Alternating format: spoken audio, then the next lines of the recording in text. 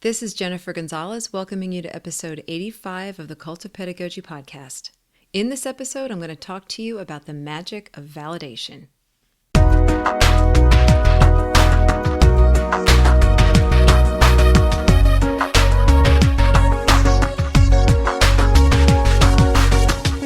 I have a multiple choice question for you. Suppose you're standing at your classroom door, greeting students as they arrive.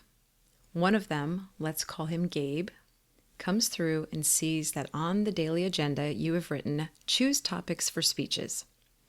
Right away, his shoulders slump. Oh man, he says to no one in particular, I hate speeches. What do you say? Here are your choices. A. What? Speeches are awesome. B. You talk all the time. You're going to love it.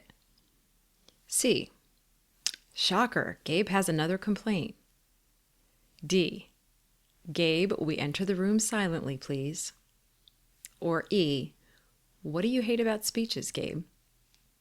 With options A through D, you're arguing with Gabe, dismissing his feelings, attacking him personally, or ignoring what he said altogether. But with option E, where you ask Gabe to tell you what he hates about speeches, you're reacting with curiosity. You're trying to learn more. With option E, you're already on your way to validating Gabe's point of view.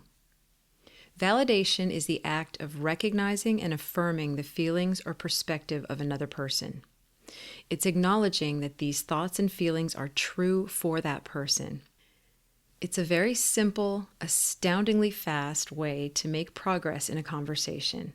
It eases tension, builds trust, and gets you and the other person to a solution more quickly. The only problem with validation is that at first it's really hard to do. We're so used to defending our own position, to staying sort of clenched in our own stance, that shifting to a place where we try to see it from another point of view can feel unnatural, almost painful at first. But once you've given it a real try, you're going to see some of your most difficult conversations get a whole lot better. In this episode, we're going to look more closely at why validation works so well and why so many of the other approaches we take don't work. Next, we'll walk through a 3-step process for exactly how to validate. After that, we'll address some of the reasons you might not want to validate. And finally, we'll look at validation in action with some sample scenarios. Before we get started, I want to thank our sponsor, My Simple Show. My Simple Show is this really cool online tool that allows you to create your own animated videos for free. It's so easy and fast. You just write your script or upload a PowerPoint, let My Simple Show find images to match it, then fine-tune it until it's done. It would be perfect for flipping your classroom or having students create their own videos. MySimpleShow.com now offers premium options and special plans just for educators. Try your first video for free and inquire about the special education and classroom offers at MySimpleShow.com. I'd also like to thank you for the reviews you've left for this podcast on iTunes. The more reviews a podcast has, the more likely other people are to check it out. So, if you are liking the podcast and you think other teachers should listen, take a few minutes, head over to iTunes, and leave me a review. Thanks so much. So let's start by looking at why validation works. People want to be understood. They want to feel heard. When a person doesn't feel heard, she just clings more tightly to her own position. It really is that simple.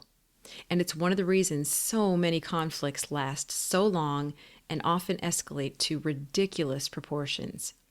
People on both sides of any conflict try to explain and defend themselves to make the other person see something the way they see it.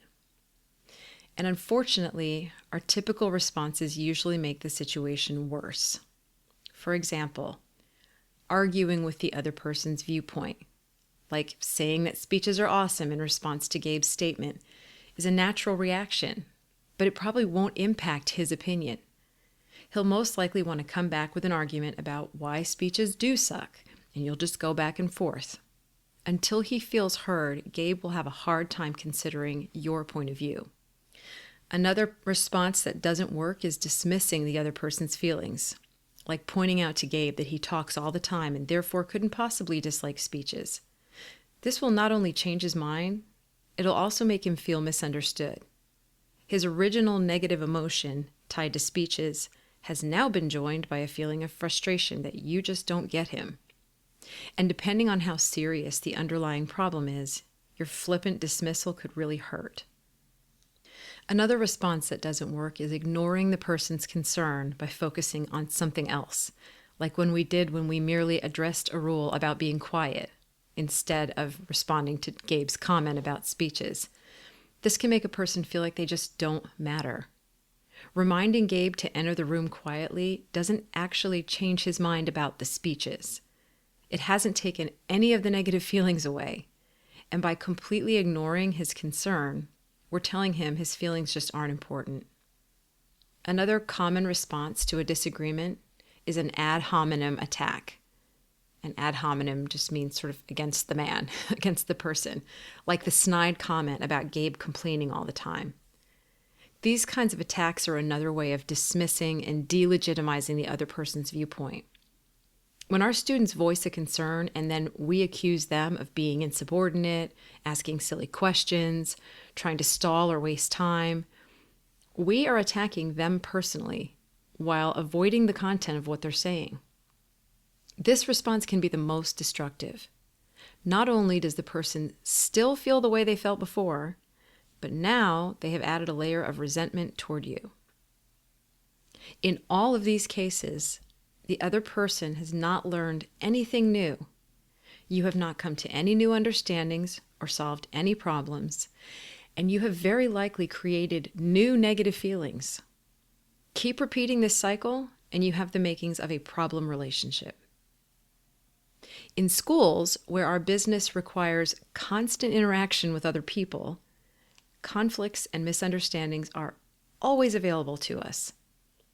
And they cause all kinds of problems. They disrupt instructional time. They interfere with student understanding. They escalate into major power struggles that lead to serious disciplinary action. And that's just the students. Among the adults in the building, unresolved disagreements create all kinds of inter-staff drama, lead to poor job satisfaction, and can ultimately end in teachers leaving their jobs. Things go differently with validation. When people practice validating each other's feelings and opinions at the first sign of trouble, conflicts rarely escalate. Instead, they become conversations. They become opportunities to learn from each other. So let's break this down. We're going to look at how to validate in 3 steps. And these 3 steps really can sometimes just be combined all into one, but these are sort of the 3 components that make for a really effective validation. Step 1, or part 1, is to reflect the content. The most important thing to do is simply paraphrase the main thing the person is saying to you to make sure you understand. Doing this lets them know you're listening. And if you remove all sarcasm and attitude from your voice, you'll sound interested and curious, not judgmental. In some cases, like with Gabe, you might have to start with a question like, what do you hate about speeches? Assuming he gives you some kind of an answer like, I don't like being in front of all those people, then you just restate that. You might say, so it's all the people watching that you don't like. If the person's explanation is longer or more complicated, you might use phrases like these. You might start by saying, what I hear you saying is blank. Is that right? Or let me see if I'm understanding you right. And then you restate the thing they were saying. Or you could start by saying, in other words, and then you kind of paraphrase what they're saying. So that's step 1. Just repeat back to them sort of the general idea of what they're saying to make sure that you are understanding them correctly. Step 2 is acknowledge the emotion. The other person will really feel heard if you can label the emotion they're describing, or even ask a question to clarify that emotion. Here are some examples. You could say, that sounds frustrating, or it sounds like you're feeling worried. Or it could be a question like, so you felt confused, or how did you feel about that? If you can't quite pin it down, have him tell you. With Gabe, you could simply say, speaking in front of people makes you uncomfortable. This reflects both the content and the emotion in one fell swoop. So you've got the content and the emotion, and then step 3 is to communicate acceptance. An important part of validation is letting the person know that you accept their feelings as they are. You may not feel the same way, and their feelings might create problems for you, but they are what they are. Try some of these phrases. I can see why you'd feel that way. Or, a lot of people feel that way. Or, that's understandable. Or you could say, it can be upsetting or frustrating or scary when that happens. You can substitute the emotion in there. It can be blank when that happens. So you're just sort of generally acknowledging, yeah, this is a feeling that people have in that situation. Now, if you strongly disagree with something a person is saying and you just can't bring yourself to accept it, try looking for the part you do agree with, the part you can relate to. So, for example, when arguing about a proposed new academic policy in school, you might really dislike the idea itself, but you can start by saying that you also care very much about student success and you agree that the current system needs fixing. Just that little bit of acknowledgement can kind of loosen people up a little bit. In some cases, you might even need to think back to a time when you felt or believed the same thing as the person you're talking to. Even if you feel differently now, you can affirm that this feeling or belief is understandable from a certain perspective. So once you've done these 3 things, reflected the content, acknowledged the emotion, and communicated acceptance, what comes next? Sometimes nothing at all. You might just end the conversation there, with the other person returning to their thoughts, finally released from defending their point of view and ready to move on to a place of deeper contemplation. Or the person might keep talking about this thing that's bothering them, probably in a much calmer, more productive way, and all you have to do is listen quietly. They may arrive at their own solution without much need for your help. At other times, you might need to continue to ask open-ended questions like, can you tell me more about that? So the person can keep talking. And you might get to a new place of understanding on the issue. Another thing that's likely to happen is that the person will start to acknowledge your position without you even having to ask for it. This isn't something you should expect, and you might have to introduce it on your own by saying something like, can I tell you how I see it? But in a lot of cases, you're going to be surprised by how quickly the validated person wants to return the favor. I'm going to take a quick break to thank this episode's other sponsor, Kiddom. Kiddom is a free platform that allows teachers to plan, assess, and analyze student work. And now more teachers are using Kiddom to collaborate with each other. Using Kiddom's free curriculum planning tools, teachers can plan in the cloud, so you can put your heads together no matter where you are. And when we work together, our students reap the rewards. Visit cultofpedagogy.com/Kiddom, Kiddom, to learn more about co-planning and sharing your best work with each other. Okay, so we've talked about why validation works, the other approaches that don't work, and the 3-step validation process. With all of that information, you might already be well on your way to using this strategy more often.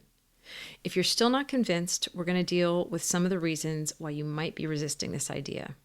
Then, to finish things off, we'll walk through 2 sample scenarios so you can see how this approach works in a real conversation. Let's start by dealing with the pushback. Despite the incredible effectiveness of reflective listening and validation, you might still not want to do it. Here are some likely objections. The first one is, I don't agree with the person, so I can't validate their opinion. This is tough because you're probably still trying to get your own point across. How on earth can you shift over to acknowledging their feelings? Validating another person's point of view is not the same as agreeing with them. You're just letting the other person know you hear them. Of course, it's important to make sure your words reflect that. If a student says, I suck at math, you don't say, yeah, you do. Instead, you could just restate their words as a question. Like, you don't think you're good at math? This will prompt them to tell you more. Here's another objection you might have. But their position isn't valid. Why would I want to encourage it? Remember, again, that you're not agreeing, just restating and clarifying their position. And keep in mind that by acknowledging the part of it that is true, and by letting the person know you clearly understand their position, you will actually help them cling less tightly to it. In other words, they may be more likely to see your point of view because they feel like they're dealing with a rational person who has taken the time to understand theirs. Here's another objection to validating. This is all touchy-feely BS. It's not me. Okay, validation doesn't have to look and sound like you're in a therapist's office. You can develop your own style. It can sound tough, it can be quick, and it doesn't have to come with hugs and cupcakes, if that's not who you are. One of my CrossFit coaches, Donna, validates us all the time. And believe me, no one wants to mess with her. One time I was doing this really difficult stretch called a facing wall stretch, and she came over to basically tell me I was doing it wrong, that I needed to go lower, and so naturally I was whining about it. And she let me whine for a few seconds and then nodded at me and shouted, "CrossFit's hard, Jennifer." And that was basically validation. It cracked me up and it renewed my resolve to try harder. But she definitely validated my point that it was hard. Here's one last objection you might have. I have more important things to do. Why do I have to waste my time with this stuff? Here's the thing. If you make reflective listening and validation a regular part of your way of dealing with people, you will ultimately save yourself a ton of time. Picture each conversation as a fork in a road. One path is the one where you argue, dismiss, or mock the other person's position. It is a long road, full of continued back and forths, anger, and problems that build up over time, turning into much bigger and thornier issues. The other path is surprisingly short. It starts with a few minutes of reflective listening and validation. The other person feels heard, emotions stay at a reasonable pitch, and life goes on. The problem is, people think the first path is shorter. You can quickly shut a person down with a withering comeback or silence them completely by just being loud and aggressive. But that person's opinion hasn't changed one bit. You haven't had nearly the influence you think you've had. They just feel what they're feeling even more strongly, and on top of it, now they think you're a jerk too. You've just made the problem worse.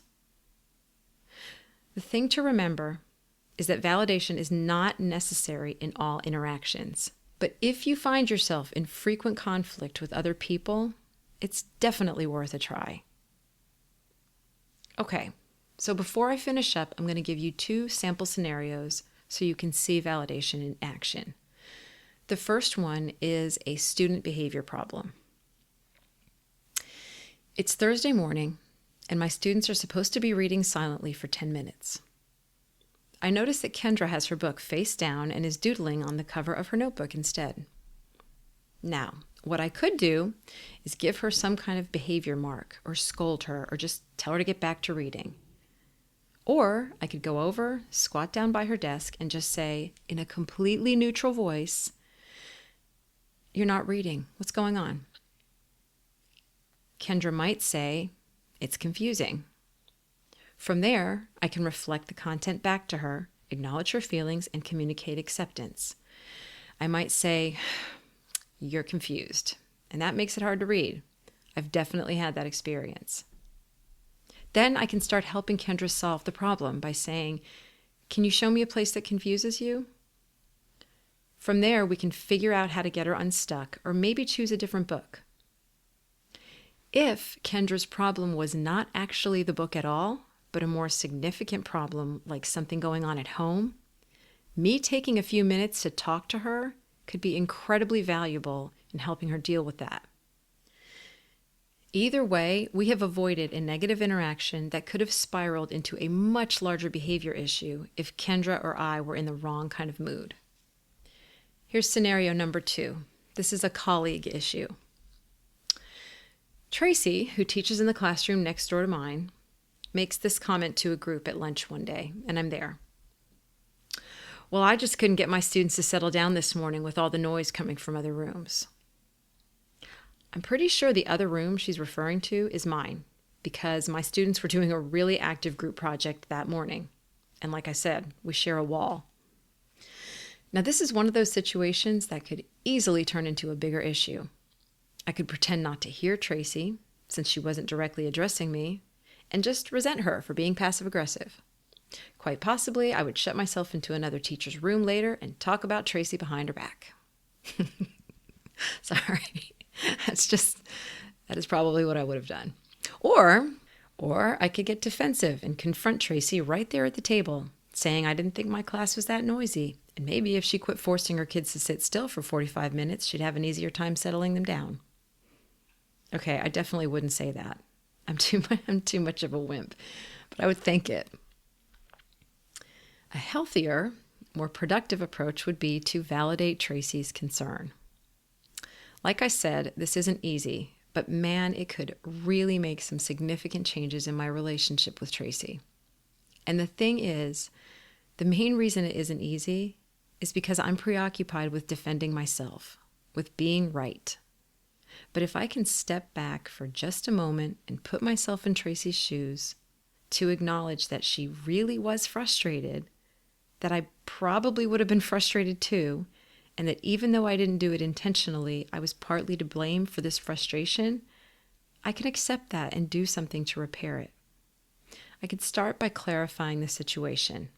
I could say, was the noise coming from my room? Assuming she says yes, I could say, I am so sorry. It's frustrating to try to get your kids focused when there are distractions. That's all I'd really need to do. Tracy might not respond, or she might back off a little and add more information, maybe letting me know that the work she had students doing that day was admittedly kind of boring, or something along those lines. Regardless of what happens next, I have taken a step toward a better relationship with her and a better understanding of how my actions impact others. I'll leave you with this final thought.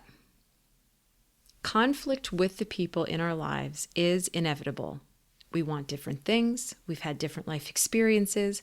We just aren't going to see things the same way. Unfortunately, our natural instinct is to respond to these differences with rigidity, by pushing harder, protecting our own egos, digging in our heels. Some part of our brain tells us that this is the strong response. But there can be a real strength in softening, in loosening our grip for a few minutes to take in some new information, to look at someone else's truth squarely in the eye and just let it into the room. It takes a lot more courage and self-control and self-confidence to do that. And almost every time, it softens the other person too, opening them up to understanding you better. And that is when the real progress can begin. To read the written version of this episode, visit cultofpedagogy.com, go to podcasts, and click on episode 85. To get a weekly email from me about my newest blog posts, podcast episodes, and products, sign up for my mailing list at cultofpedagogy.com/subscribe. Thanks so much for listening, and have a great day.